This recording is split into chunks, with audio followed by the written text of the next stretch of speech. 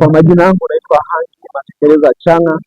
Mimi ni mkuu wa kitengo cha sheria mfuko wa pembejeo za kilimo, na mimi kama nilivyokuambia ni mkuu wa kitengo cha sheria, manake majukumu yangu ilikuwa ni kuhakikisha kwamba masuala yote yanayohusiana na sheria yanaenda vizuri kwenye mfuko wa pembejeo. Ajitifu mikopo yake ni rafiki sana kwa mkulima, ni kwa sababu kwanza hiyo mikopo hiyo, yale masharti ambayo yaliyopo ni mazuri, ni masharti ambayo mkulima anaweza.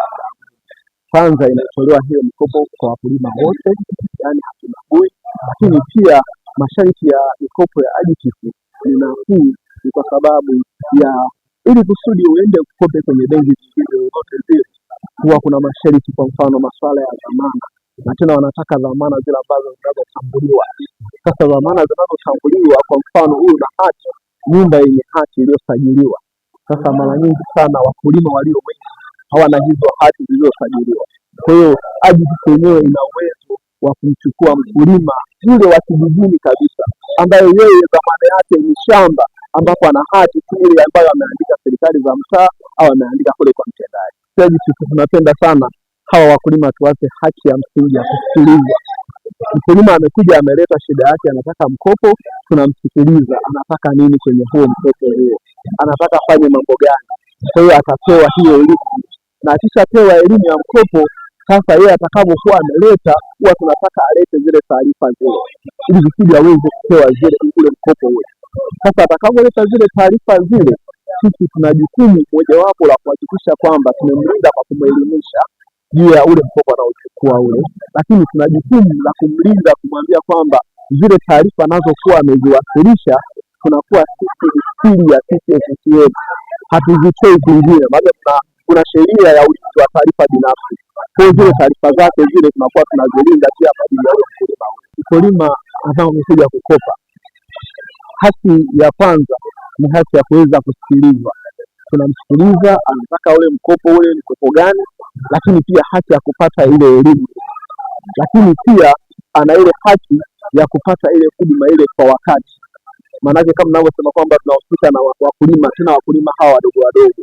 Kwa hiyo ni lazima tuhakikishe kwamba ule mkopo ambaye ule mkulima anautaka anaupata ndani ya muda, na ule mkulima wetu aweze kueleweshwa, ajue kwamba mimi natakiwa kwamba napewa huu mkopo huu, natakiwa huu mkopo huu nifanyie jambo gani. Kwa hiyo ana haki ya kuweza kueleweshwa, lakini pia akishaeleweshwa kwa habari ya hizo haki zake ambazo anabidi azifanye, pia kuna mambo mengine ambayo huwa anatakiwa afanyiwe. Kwa mfano kuna masuala ya mikataba, ambayo pia mikataba hiyo huwa tunakuja tunawaandalia hao wakulima, ni haki yake tumwandalie mkataba, lakini pia kwa inakuwa ni haki yake pia aweze kufafanuliwa kwa habari ya ule mkataba ambao tunakuwa tumemwandalia kwa ajili ya yeye kuchukua ule mkopo ule. Kwa hiyo tunamfafanulia mkataba ule, na huwa tunasisitiza pia wakulima wahakikishe kwamba tunapokuwa tumewaandalia ule mkataba ule, wanausoma ule mkataba ule kwa makini kabla ya kuweza kusaini, sababu kuna masharti ambayo itabidi wahakikishe kwamba wanazingatia. Huu mfuko wa udhamini wa pembejeo za kilimo unaendeshwa kwa mujibu wa sheria, una wataalamu ambao wamebobea kwenye nyanja zote, kuanzia mkulima pale anapokuwa anaomba mkopo.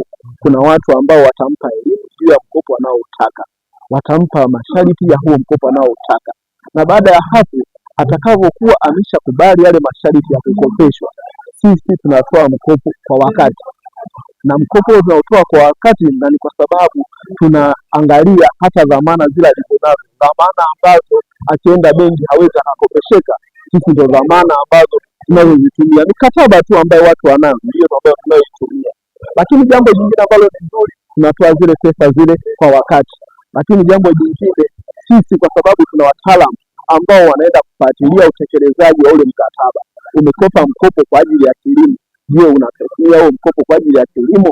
Na kama kutakuwa kuna sehemu ambazo unakwama, kuna wataalamu ambao watakusaidia jinsi ya kuweza kutoka. Kwa hiyo ninasisitiza kwamba watu waje mfuko wa udhamini wa pembejeo za kilimo, huko watapata mikopo yenye masharti nafuu, watapata mikopo kwa wakati, lakini watapata mikopo ambayo watakapokuwa wameifanyia kazi itakuja kuwasaidia na kuwaongezea kipato. Ajitifu ni mkombozi wa wakulima. Karibuni sana Ajitifu. Kwa majina naitwa Donald Rugerela, mhasibu mkuu wa mfuko wa udhamini wa pembejeo za kilimo. Shughuli zile za kilimo mara nyingi zinahitaji fedha nyingi, lakini si watu wote ambao wana uwezo wa kupata fedha. Na sisi kama taasisi ya serikali ambayo inatoa mikopo kwa ajili ya kuwawezesha wakulima wadogo, wakati na wakubwa, tunahakikisha kwamba wakulima hawa ambao wanakuja kupata hiyo mikopo wanapata mikopo ambayo ni nafuu. Kuna mkopo ambao tunaotoa wenye 4.5%, kuna mikopo tunaotoa wenye 7%. Kwa hiyo unaona ni namna gani ambapo sisi tunatoa mikopo yenye gharama ndogo ukilinganisha na taasisi nyingine za kifedha. Kwa hiyo ni faida mojawapo ya mikopo yetu tunayotoa. Lakini pia ukija kuangalia sisi ni chanzo kikubwa cha mtaji. Wapo wakulima wanakuja kabisa hawana fedha hata kidogo, lakini kulingana na sera za serikali ambavyo imeweka, lakini bado pia kwenye zao mojawapo ya mikopo tulionayo inawawezesha wale wakulima ambao hata hana senti, anaweza akaja akakopa. Kikubwa tu yeye awe na ardhi, akisha kuwa na ardhi ni mtaji mkubwa yeye kwake. Sisi tunaweza tukamkopesha. Kwa hiyo sisi tunatoa mtaji kwa yule ambaye hana mtaji.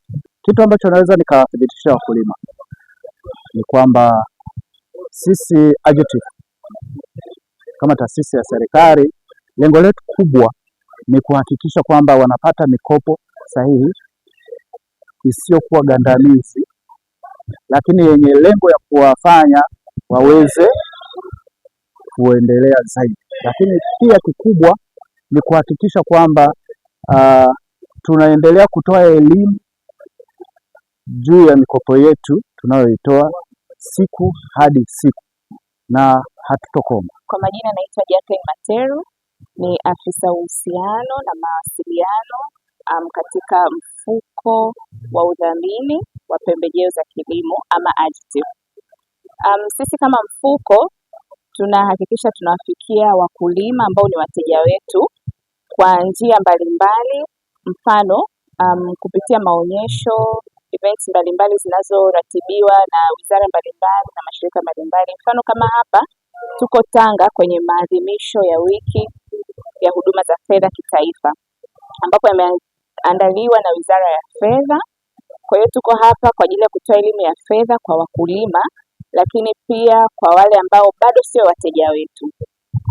Tunawaelezea wakulima wa hapa Tanga na mikoa jirani kutoka Tanga kuhusiana na fursa mbalimbali za mikopo nafuu yenye masharti rafiki ambao wanaweza wakanufaika nayo kama wakulima. Tunafikia pia wakulima kupitia maonyesho kama nilivyosema, maonyesho ya Sabasaba, maonyesho ya 88, maonyesho ya chakula duniani. Yote hayo huwa tunashiriki kama taasisi kwa ajili ya kuweza kufikia na kusogeza huduma karibu kwa wakulima na wateja wetu. Hivyo basi ningependa niwakaribishe wakulima wale ambao ni wateja wa mfuko na ambao bado sio wateja wa mfuko waweze kukaribia, kukiwa na maonyesho kama hivyo waweze kukaribia kwenye maonyesho hayo kwa ajili ya kujifunza na kupata taarifa na elimu kutoka mfuko wa udhamini wa pembejeo za kilimo. Kwa mawasiliano zaidi unaweza ukatutafuta kupitia tovuti yetu www.agitif.go.tz au kuwasiliana na sisi kwa kutumia barua pepe au email kupitia info@agitif.go.tz. Lakini pia tunapatikana kwenye mitandao ya kijamii kama Instagram, Facebook na yenyewe ni agitif_tz.